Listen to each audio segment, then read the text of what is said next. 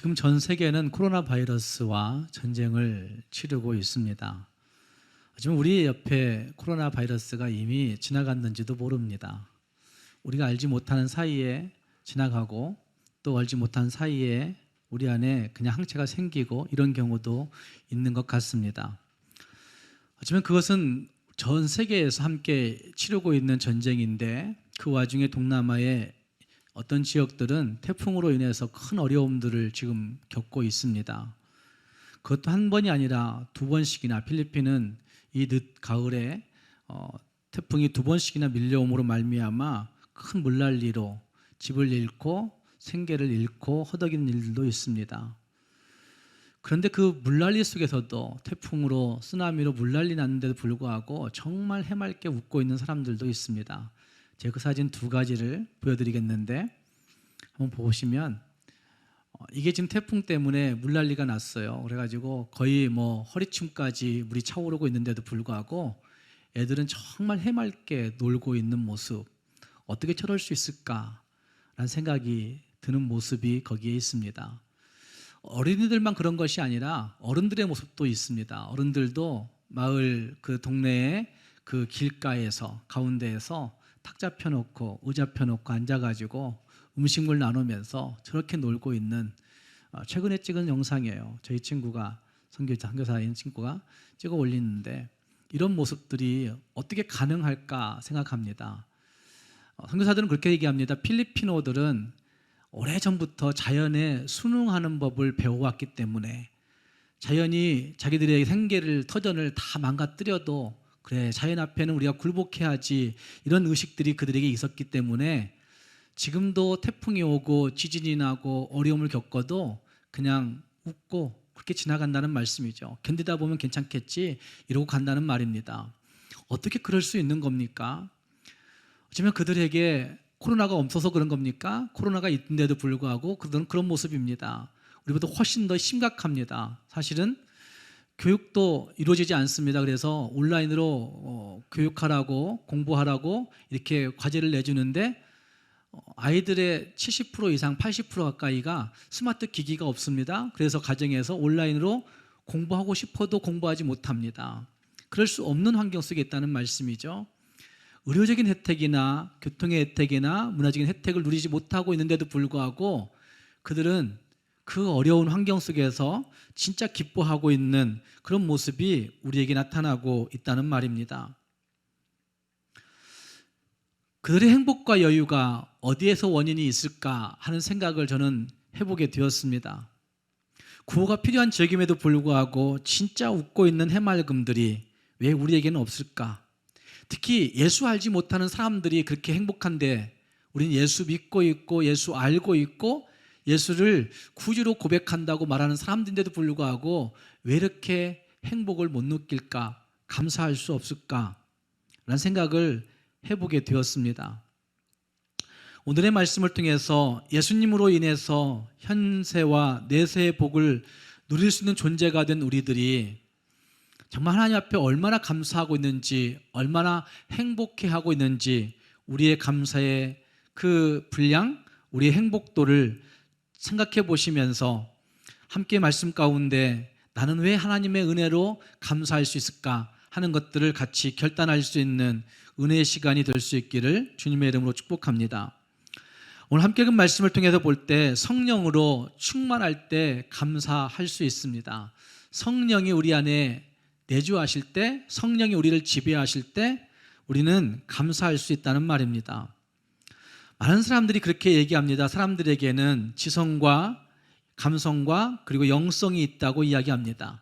그런데 사람들은 그 지성 여기에 매달려 가지고 지식을 얻기 위해서 지성을 갖추기 위해서 그것이 행복의 척도인 양, 그것이 행복을 가져다 줄 것인 양 생각하면서 애를 쓰고 있습니다.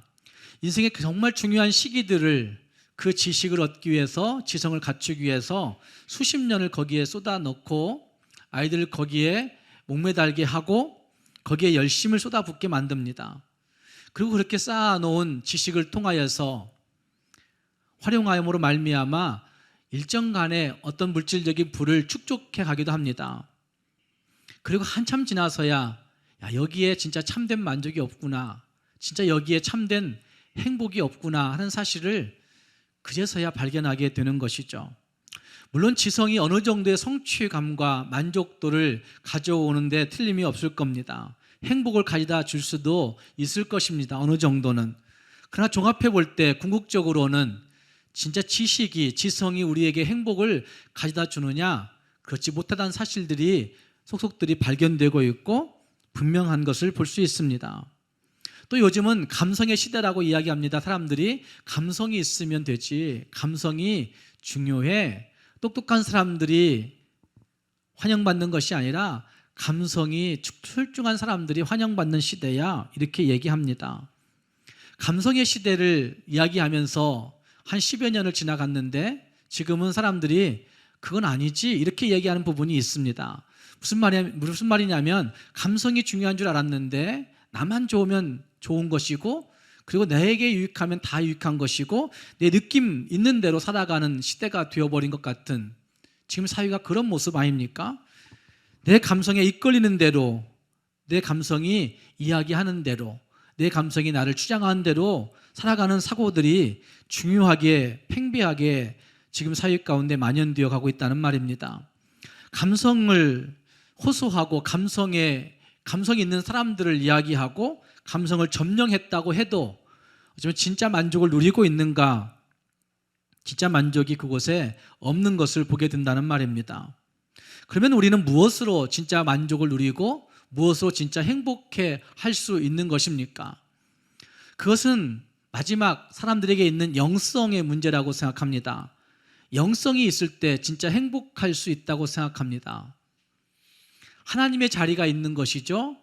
지성과 감성과 그리고 영성이라고 얘기할 때 그 영성의 자리는 하나님의 자리이고 성령님의 자리이고 예수님의 자리인 것이죠. 그것이 있을 때, 그곳에 채워져 있을 때 진짜 우리는 감사하고 기뻐할 수 있습니다.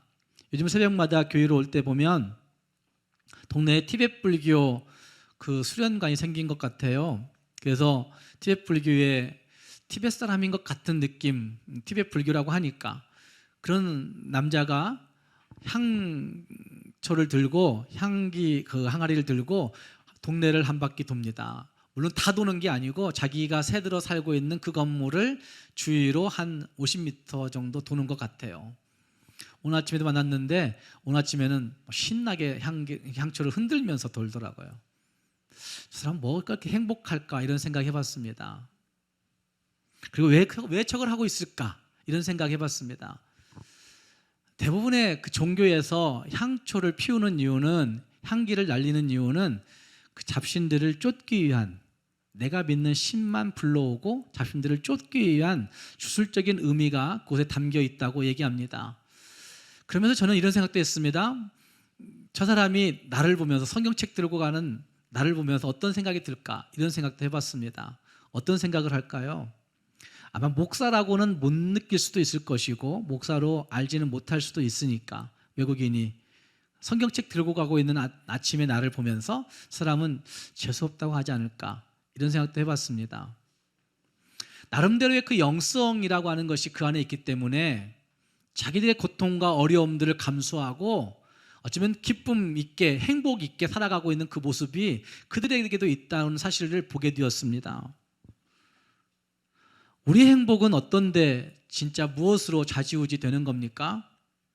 지성과 감성이 있으면 진짜 행복할까? 아니면 다른 어떤 신에 매여 있으면 진짜 행복할까? 하지만 그것은 잠시 잠깐의 행복, 잠시 잠깐의 만족이라고 저는 생각합니다.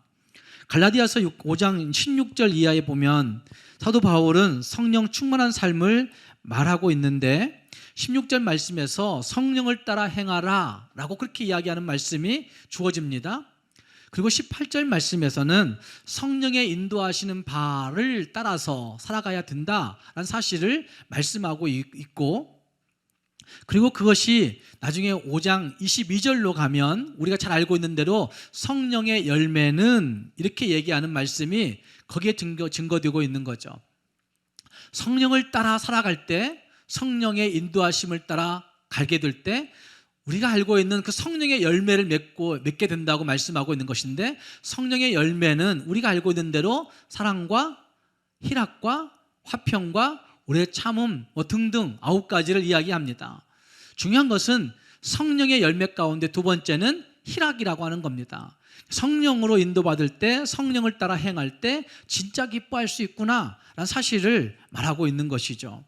그러니까 영성이 충만할 때, 성령으로 충만할 때 우리는 정말로 기뻐할 수 있는, 감사할 수 있는 사람이 될 수 있다는 말입니다. 무엇으로 감사하며 무엇으로 행복을 누릴 수 있습니까? 무엇으로 감사하고 기뻐할 수 있습니까? 또 우리가 가지고 있는 행복과 감사와 기쁨은 무엇으로 유지될 수가 있는 것입니까? 성경은 계속해서 성령으로 말미암아 성령 충만함으로 그렇게 할 수 있다고 말하고 있습니다. 성령 충만함은 모든 기독교인들의 로망인 것 같습니다. 그래서 정말 예수 믿으면 나도 좀 성령으로 충만했으면, 나도 좀 성령으로 매여 있었으면, 이런 생각들을 갖습니다. 그러나 사실은 말로는 간절한 바람이라고 이야기하지만 사실은 자기 스스로 이미 내주에 계신 성령님을 쫓아내는 그런 일들이 기독교인들에게 있습니다. 예수 좀 아는 사람들, 예수 믿는 사람들, 예수를 배운 사람들, 성경을 좀 알고 있는 사람들은 그래, 예수 믿고 나면 성령이 내 안에 내주하신다라는 사실을 알고 있습니다. 그런데 우리의 삶 속에서는 그래, 성령의 내주하심을 바란다 이렇게 말하지만 실제는 우리 스스로 예수 알고 있는 사람들이, 예수 믿고 있는 사람들이, 조금 더 신앙의 연륜이 있는 사람들이 성령을 자기 마음속에서 쫓아내는 일들을, 우러나는 일들을 하고 있는 기독교인들이 많다는 말입니다. 우리는 성령의 충만함을 그러면서도 이렇게 얘기합니다. 하나님, 내 삶을 송두리째 변화시킬 수 있는, 내 의지와 내 감정과 내 생각과 내 모든 것을 완전히 배제시키고 나를 송두리째 변화시킬 수 있는 성령님을 내게 부어주십시오. 기계적인 성령 충만을 간구할 때가 있습니다. 하나님이 하시면 될 거예요. 하나님은 이미 하셨는데 하나님이 기계적으로 내게 들어오셔서 뭔가를 바꿔주시기를 원하는 그런 일들이 있다는 말입니다. 매우 이중적인 삶이라고 저는 생각합니다. 진짜 성령이 충만하다는 것은 성령이 내 안에 내주하셔서 내 삶의 중심이 영적인 것으로 전환되는 것을 의미하는 것이고, 진짜 성령이 충만하다는 얘기는 내가 보고, 내가 듣고, 내가 느끼고, 말하고, 행동하는 그 모든 것들과 내 판단의 기준이 내 안에 이미 들어오신 성령님을 통해서 진행되어져 가는, 나도 모르는 사이에 영적인 것이 되어져 있는 그런 삶을 성령 충만이라고 이야기할 수가 있습니다.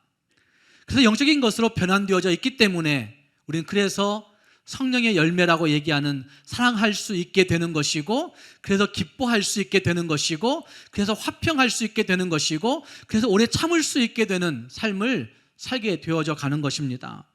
이것이 쌓아져서 깊은 영성의 사람이라고 칭함받는 사람들이 되어질 수가 있습니다. 얼마만큼의 성령의 충만함을 가지고 살고 계십니까? 얼마나 하나님의 성령의 지배를 받아 살고 계십니까? 케네스 보아라고 하는 신학자는 기독교 영성 그 12 스펙트럼이라는 책을 통하여서 성경적인 영성에 대해서 이야기하고 있는 것을 볼 수가 있습니다. 그 영성의 모습들을 그는 소개하면서 영성의 이야기들을 12가지의 스펙트럼으로 이야기합니다. 근데 12가지의 스펙트럼은, 맨 처음 스펙트럼은 하나님과 내 자신과 타인과의 관계에서 맺는 영성, 관계적 영성을 이야기합니다. 그러니까 하나님과의 관계에서 맺는 관계적 영성이 없으면 자기 자신과의 관계에서도 타인과의 관계에서도 맺을 수 있는 영성이 없다는 얘기가 그의 말일 거예요. 관계적 영성을 얘기하고 있고, 그 다음에는 경건의 영성, 영적 은사의 영성, 영적 전투의 영성, 그리고 훈련의 영성, 다양한 영성들을 이야기합니다. 그리고 마지막 12번째 영성은, 영성 스펙트럼은 공동체의 영성이에요. 공동체의 영성 스펙트럼이 있다고 이야기합니다. 그것은 공동체 속에서 영혼들을 돌보고, 영혼들을 책임지고, 영혼들에게 배려하고, 누군가를 섬기고, 누군가에게 리더십을 발휘시켜서 영향력을 끼치는 공동체의 영성 스펙트럼이 있다고 이야기합니다. 여러분 어떤 스펙트럼을 가지고 있습니까? 내가 가지고 있는 영성에 어떤 강점이 있습니까? 근데 케네스 보아라고 하는 신학자는 우리가 각자가 가지고 있는 영성의 어떤 특별한 부분만을 강조하는 것이 아니죠. 나는 방언의 영성을 가지고 있어, 나는 예언의 영성을 가지고 있어, 나는 가르침의 은사를 가지고 있어, 이것이 아니라 그가 얘기하는 12가지의 스펙트럼의 영성 스펙트럼은 그 스펙트럼을 통과할 때 온전한 빛을 낼 수 있는 것처럼, 온전한 색깔을 낼 수 있는 것처럼 그 12가지가 하나로 어우러져서 한 가지의 색을 낼 때 그게 진짜 영성이다 라고 얘기합니다. 각자 개인이 가지고 있는 다양한 어떤 특색들을 얘기하는 것이 아니라 그것들을 예수 그리스도로 성령으로 하나 되게 만들어서 한 가지 색을 낼 때 그게 진짜 영성 있는 모습이라고 케네스 보아는 강조하고 있는 것을 볼 수 있습니다. 하나만 모자라도 온전하게 색을 내지 못하는 스펙트럼처럼, 한 가지만 모자라도 안 되는 것처럼 그 12가지 영성을 충분히 이해하고 온전히 쌓아갈 때, 아침에 훈련되어져 갈 때 우린 진짜 영성의 사람이 될 수 있다고 말하고 있습니다. 우린 지금까지 가짜 영성에 익숙해지고 가짜 영성들을 정말 진짜라고 막 추구하고 살고 있고, 가짜 성령 충만한 일들을 마음껏 수십 년 동안 하면서 직분 가지고 힘을 행사하고 살아갑니다. 그게 진짜 영성인 줄 알았는데 주님 앞에 가보면 알 거예요. 그게 진짜 영성이 아니란 사실을. 열심히 노력하고 살았는데 그것이 진짜 영성이 아닐 수 있다는 사실을 주님 앞에 가서야 깨달을 수 있다는 말씀이죠. 진짜 영성을 분별하는 기준은 그 안에 성령이 있는가, 그 안에 예수가 있는가의 문제입니다. 그 안에 예수가 있으면 달라지는 거죠. 그리스도를 닮아가는 것, 그리스도로 생각하는 것, 그리스도로 말하는 것, 그런 모습이 있게 된다는 말입니다. 사랑하는 여러분, 우리가 믿고 추구하는 것은 과연 무엇입니까? 정말 내가 추구하고 있는 궁극적인 목표는 어디에 있는 겁니까? 수십 년을 예수 믿고 나는 이 정도의 복을 누려야 되겠다, 예수 믿음으로 말미암아 이 정도의 무엇인가를 가져야 되겠다, 수십 년 예수 믿었으니까 내가 이 정도의 직분은 가져야 되겠고 내가 이 정도의 어떤 것들은 가져야 되겠다 라고 하는 목표들이 있습니까?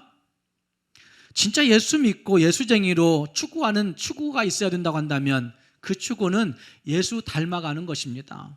예수님 닮아가는 삶, 예수로 말미암아 생각할 수 있고, 예수로 말미암아 느낄 수 있고, 예수로 말미암아 말할 수 있고, 예수로 말미암아 행동할 수 있는 예수 닮은 것이 우리 모두의 진짜 궁극적인 목표여야 된다는 말입니다.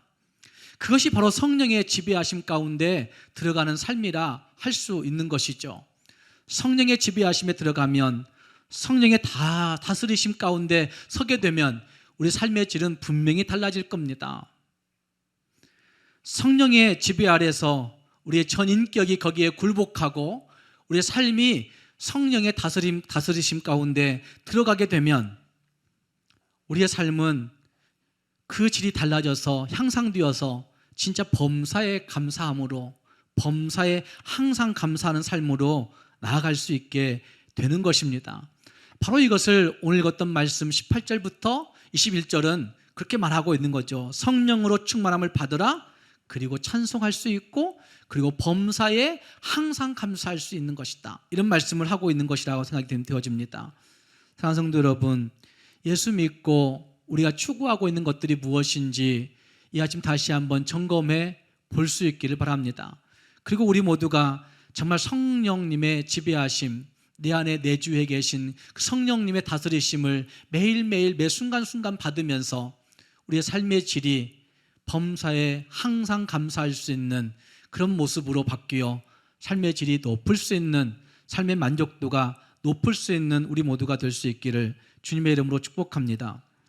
두 번째로, 예수 그리스도의 이름으로 우리는 범사에 항상 감사할 수 있다고 말하고 있습니다. 함께 읽은 말씀은 성령으로 충만함과 그리고 찬송 그리고 감사를 연결시키고 있습니다.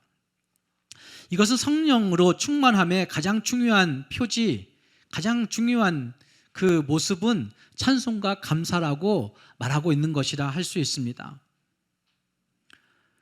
20절 말씀에 그리스도인들이 해야 되는 감사에 대해서 4가지의 구절로 소개하고 있습니다. 한 가지는 범사에라고 하는 구절이고, 그 다음은 예수 그리스도의 이름으로라고 하는 단어이고, 그리고 항상이라고 하는 단어이고, 그 다음은 아버지 하나님께라고 얘기하고 있습니다. 제가 이 구절들을 다시 읽어보고 또 읽어보면서 제 마음에 가장 걸리는 부분은 범사에 그리고 항상이라고 하는 구절이었습니다. 예수 그리스도로 감사한다 라고 하는 얘기도 알고 있었습니다. 하나님께 감사하는 것이지 이렇게 생각했었습니다. 그런데 범사에 항상 감사하라 이렇게 말하면 과연 나는 그렇게 감사하고 있을까? 라는 생각을 해봤습니다. 범사에 항상 감사란 말씀은 무조건적인 감사를 의미할 겁니다. 그럼에도 불구하고 감사할 수 있는 것, 어떤 일을 당하든지 어떤 환경에 처하든지 어떤 형편에 있든지 시종일관 감사할 수 있는 태도, 이거를 의미할 것입니다. 어쩌면 우리에게 닥치고 있는 모든 상황들이 계속해서 안 좋게 진행된다 할지라도 그럼에도 불구하고 변함없이 감사할 수 있는 그 태도, 이거를 범사에 항상 감사로 표현하고 있다고 보여집니다. 일본인 작가인 미우라 아야코는 반평생 병과 함께 그의 삶을 보냈지만 그럼에도 불구하고 그 속에서 감사의 제목으로 글을 쓰고 감사의 제목으로 소설을 쓰고 시를 쓴 좋은 작가라고 할 수 있습니다. 그가 쓴 시 중에 아프지 않으면이라고 하는 시가 있습니다. 아프지 않으면이라고 하는 시 가운데 이렇게 이야기합니다. 그는 아프지 않으면 드리지 못할 기도가 있다. 아프지 않으면 듣지 못할 말씀이 있다. 아프지 않으면 접근하지 못할 성소가 있다. 아프지 않으면 우러러뵈지 못할 거룩한 얼굴이 있다. 아프지 않으면 나는 인간일 수 없다. 그는 그렇게 얘기하고 있습니다. 이걸 다시 생각해 보시면 아팠기 때문에 하나님께 기도할 수 있었고, 아팠기 때문에 하나님의 말씀 앞에 귀 기울였고, 아팠기 때문에 하나님의 성소에 나아가 엎드릴 수 있었고, 아팠기 때문에 하나님의 거룩한 얼굴을 우러러 보면서 살아갔다. 이렇게 이야기하고 있는 거죠. 종합해 보니까 내가 살아온 모든 인생의 여정들을 돌아보니까 나는 아팠지 않았으면 진짜 인간일 수 없었겠구나, 이런 고백이라고 저는 생각합니다. 아픔이 있었기 때문에 그는 노래할 수 있었습니다. 그래서 그녀가 아파 누워있는 병상에서 그는 항상 결심을 했다고 합니다. 주위 환자들에게 내 아픔을 통해서 내가 예수 보고 있는 모습을 드러내야지, 이런 생각을 항상 했다고 합니다. 어떻게 하면 내가 만나는 모든 사람들에게 예수를 드러낼 수 있을까, 이런 생각을 했답니다. 그래서 항상 아프지만 기쁨을 보여내려고 애를 썼다는 것이죠. 자기를 간병하는 간병인들이나 간호하는 간호사들에게 다가오면 항상 웃는 모습으로, 통증이 와서 진통제 맞고 있지만 항상 웃는 모습으로 그들을 위로해주고 격려하는 일들도 쉬지 않았고, 주변에 함께하는 그 환자들에게 어찌든지 위로하려고 격려의 말을 하려고 애를 썼다고 얘기합니다. 자기 자신이 병주머니라고 자기 스스로 표현할 정도로 병주머니임에도 불구하고 하나님 앞에서 무엇이든지 감사하려고 하는 그런 모습이 그에게 있었다는 말입니다. 무엇이 그녀를 이렇게 감사할 수 있게 했을까요, 여러분? 무엇이 그 감사를 가능하게 했다고 생각하십니까? 그것은 바로 예수 그리스도, 그분이 그에게 찾아오셨기 때문에 그런 겁니다. 예수 그리스도의 이름 때문에, 예수 그리스도의 그 능력 때문에, 예수 그리스도가 보여주신 그 은혜 때문에 그는 그의 삶 속에서 항상 감사, 범사의 감사를 실천하고 살아갔던 것입니다. 신앙인의 감사는 소유의 분량에 따라서 좌지우지 되는 감사가 아닙니다. 신앙인의 감사는 고통의 유무에 따라서 있다가 없어지는 그런 감사가 아닙니다. 신앙인의 감사는 내 힘의 능력이 있을 때 그것 때문에 하는 감사가 아닙니다. 신앙인의 감사는 오히려 고통과 슬픔과 아픔과 힘 없음이 한계 상황이 내게 직면한다 할지라도 하나님이 내게 보여주신 그 사랑 때문에, 그 은혜 때문에 진짜 감사할 수 있는 그런 모습이 있어지는 것, 그것이 진짜 신앙인의 감사라 할 수 있습니다. 현대 그리스도인들을 놓고 이런 평가를 하는 사람이 있습니다. 예수를 깊이 생각하는 사람들이 줄어들고 예수를 잘 이용하려고 하는 사람들이 많아진다고 그렇게 이야기합니다. 현대 그리스도인들의 얄팍한 모습들을 풍자하고 있는 이야기죠. 많은 사람들이 예수를 믿는다고 하지만 예수 때문에 내가 변화되고 예수 때문에 내가 바뀌어지고 예수 때문에 내가 달라진 삶을 살아가는 것이 아니라 예수를 이용하려고 하는데 혈안되어 있는 그런 모습이 많이 있습니다. 예수를 깊이 생각하면 달라질 수밖에 없습니다. 예수를 깊이 생각하면 복음이 가져온 놀라운 변화가 우리에게 찾아올 수밖에 없는데도 불구하고 우리는 예수 때문에 가져오는 삶의 무게중심을 바꾸려고는 하지 않는다는 말입니다. 예수님으로 바꾸면 분명히 달라질 수 있는데 그 삶을 살아내야 되는 것입니다. 50년 전에 미국인들에게 물어보았다고 합니다. 당신들의 생활의 조건, 생활을 하기 위한 그 필수 조건은 과연 무엇입니까? 라고 물어봤을 때 그들은 필수적 조건의 18가지를 이야기했다고 합니다. 그리고 그러면 생활의 조건, 생활을 유지하는데 진짜 그냥 필요한 조건들, 꼭 필요한 것 말고 그냥 필요한 조건들을 따져보면 얼마 되느냐, 무엇이냐 물어보니까 72개를 이야기했다고 합니다. 50년 전에 미국인들에게. 2000년도에 다시 물어본 통계가 있습니다. 2000년도에 그들에게 다시 물어보니까 그들은 우리에게 필요한 생활 조건들이 496개가 필요하다고 생활 조건들을 쭉 열거하더랍니다. 그리고 진짜 필수적으로 필요한 조건들이 뭐냐라고 묻니까 그건 30개 정도, 28개를 이야기하더랍니다. 여러분 한번 생각해 보십시오. 50년 전에 한국인이나 미국인이나 할 것 없이 우리는 우리 생활의 조건들을 만족해 하면서 기뻐했을 것입니다. 지금보다 훨씬 더 높은 행복도를 가지고 살았을 것입니다. 그런데 지금은 생활의 조건들이 너무나 많아졌어요. 우리도 아마 미국인만큼은 되지 않을 수도 있지만 그래도 우리도 이것은 꼭 필요하다, 이거 필요하다, 이거 필요하다 하는 것이 수백 가지는 넘을 겁니다. 그래서 그 조건들이 많아지면서, 필수 조건들이 많아지면서 결국 우리는 그것으로 말미암아 하나님에 대한 신뢰도가 줄어드는 거죠. 예수님에 대한 의존도가 약해지는 거죠. 내 능력, 내 힘으로 그것들을 조건을 차지할 수 있다고 생각하니까 하나님에 대한 정말 진실한 신뢰도들이, 하나님을 향한 진실한 의존도들이 줄어들고 있는 사회를 살고 있는 것입니다. 무엇으로 설 수 있을까요? 무엇으로 진짜 감사하며 살 수 있을까요? 사랑하는 여러분, 예수 그리스도의 이름으로 항상 아버지 하나님께 감사하라 하는 이 외침을 외치고 있는 사도 바울은 지금 감옥에 갇혀서 이 외침을 외치고 있는 것 아닙니까? 자기의 모든 형편이 다 어려워진다 할지라도 예수 그리스도의 이름만 있으면 내가 일어설 수 있고, 예수 그리스도의 이름만 있으면 내가 다시 세워질 수 있고, 예수 그리스도의 이름만 있으면 만족할 수 있고, 예수 그리스도의 이름만 있으면 사랑할 수 있고, 예수 그리스도의 이름으로 감사할 수 있다고 외치고 있는 모습이 여기에 등장하는 것입니다. 우리 모두도 사도 바울처럼 예수 그리스도의 이름으로 일어서고 예수 그리스도의 이름으로 감사하고 예수 그리스도의 이름으로 기뻐 찬송할 수 있는 우리 모두가 될 수 있기를 주님의